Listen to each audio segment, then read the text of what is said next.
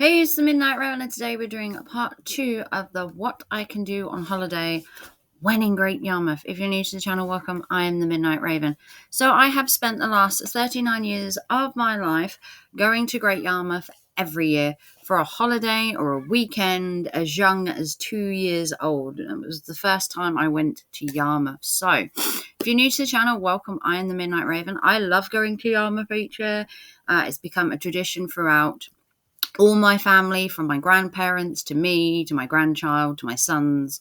So it has been a universal thing to go to Yarmouth every year. It's like the mecca of holidays for us. So today we're going to look at more stuff you can do. So I've already done a part 1, so go check that out. And there's going to be lots more coming from me from Great Yarmouth, telling you about all the individual things and information and stuff. So just keep an eye out. So first of all, what you can do in Great Yarmouth is the Adventure Golf Course. Now, I think I might have talked about this in the previous video where it's at the Beach Gardens. So it's a golf course. It's 18 holes. I think it's 18 holes, or it might be 12. It's only a $5 to play. It's the cheapest golf course in town, which is perfect, especially if you have an entire family going. I think it was 12 holes, or it might have been 18. I'm sorry, I can't remember. But it is a £5 golf course. So adults, children, £5.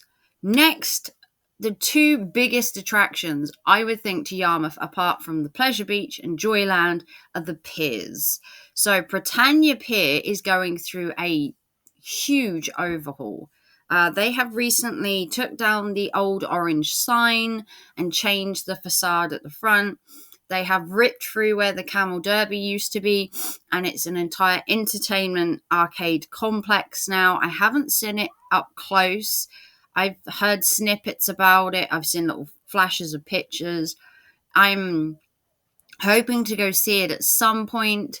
But Britannia Pier offers a lot. You have the arcade, you have the Pier Tavern, you have Long John's, which is a bar, you have the theatre on there, which we will come back to. You've got arcades, you've got food, you've got the beach right next to it, so you can combine like a beach and pier day. Next, we have Wellington Pier. Now, Wellington Pier is a bit different to Britannia Pier. It does only really offer two things. You have the arcade at the front and you have the bowling at the back. So the arcade itself is pretty much universal. You have everything from ticket machines to arcade machines to casino machines, so a variety of ages. And then in the back, you go through to the bowling complex. You also have pool tables. You have a bar. So you can also drink and eat outside. They have the pier that goes right the way round. So if you want to have like a pier afternoon, the arcade, the bowling, then have dinner, you can literally fit 3-4 hours in the same place. Wellington Pier Bowling. Now, Wellington Pier Bowling isn't cheap. Not going to lie, I think it's the most expensive bowling I've been to. But if you can find a discount code or something, it does work out a bit cheaper. I've been before where I had a discount code and it was reasonable, but it still wasn't too cheap. But it's a nice place. It's clean, it's fresh, it's warm. They offer snacks and bar food. So if you're into bowling, it is, I believe, the only bowling place in Great Yarmouth apart from some of the mini bowling that is in the arcades. Next, we're going to have the escape room. Now, this is something new to Great Yarmouth. I didn't know they had an escape room. I don't know much about it, but they have an escape room and it's along the pier side. And it's just down from Britannia Pier. My partner has actually been to the escape room, I believe, in Great Yarmouth. He loves escape rooms. It's one of his and his friends' things. I hear it's reasonably priced, and it's by the beach again, so you can combine the beach, the escape rooms, and then go for dinner. Next, we have the amusement arcade. So the entire Golden Mile, as the stretch along Yarmouth Front is known as the Golden Mile, you have the amusement arcades, and there is no short of them. There is an arcade under the pier, which I don't know if they're going to do away with at Britannia.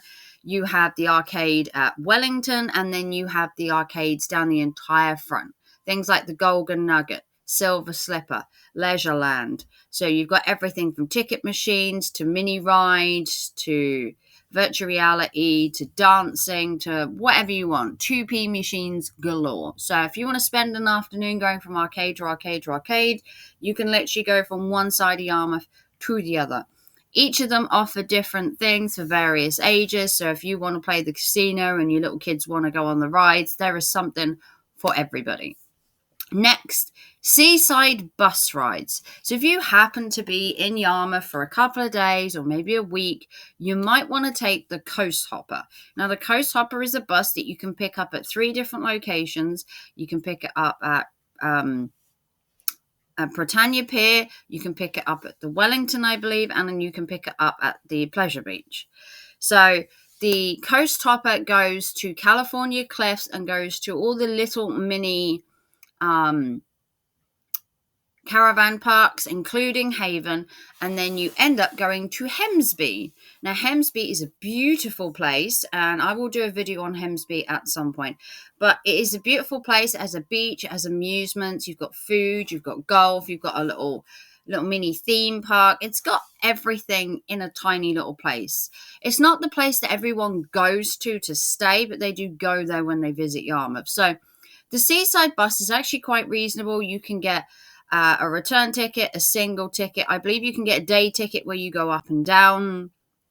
I myself have been on it, and even the kids get a little badge saying they rode the Coast Hopper. So next, we have the land train. So these are the trains that go up and down Yarmouth seafront. There is usually a red one or a white one. They go right the way from the Pleasure Beach right up to Haven, and they do a circle all day long.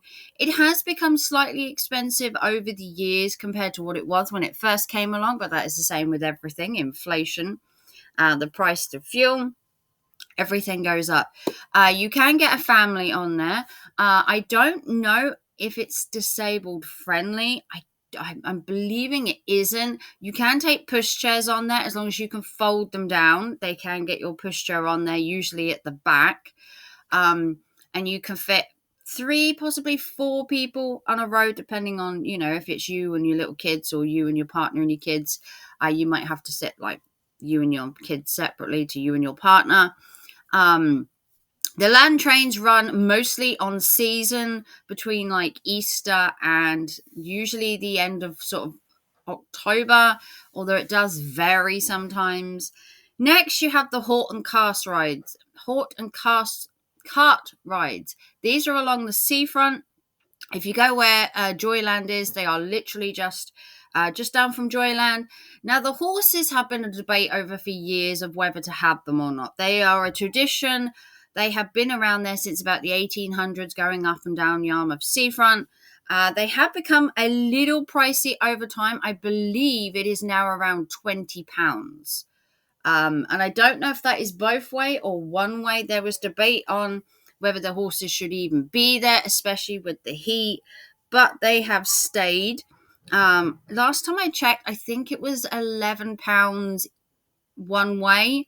So it was about £20 or £21, I think, for a return trip, which it doesn't sound like a lot because you can get, it's not per person, it is the whole cart. So however many people you can fit in, I think it's usually 6 people to a cart. Next, you have Yarmouth Stadium. Now, Yarmouth Stadium is where they have the where they have the greyhound racing, Now, this is actually quite a nice place. I myself have actually been there. I have been greyhound racing. I have been there for their dining greyhound racing, which was £25 for a ticket and to dine there in their restaurant. And then you could see the greyhounds race. It usually happens 3 times a week. It's usually, I believe it's a Monday and a Wednesday, and then on occasionally they have Sunday ones where you can then have breakfast there rather than dinner. Obviously, go to their website and find out all the prices because obviously it does vary depending on when you go. And then in the next video, we're going to talk about things like the race course, the museums, and all the other stuff you can do. So if you like this video, give it a big thumbs up. This is part 2 of the What I Can Do in Great Yarmouth series. I don't know how many I'm going to do because there is just so much to tell you about Great Yarmouth.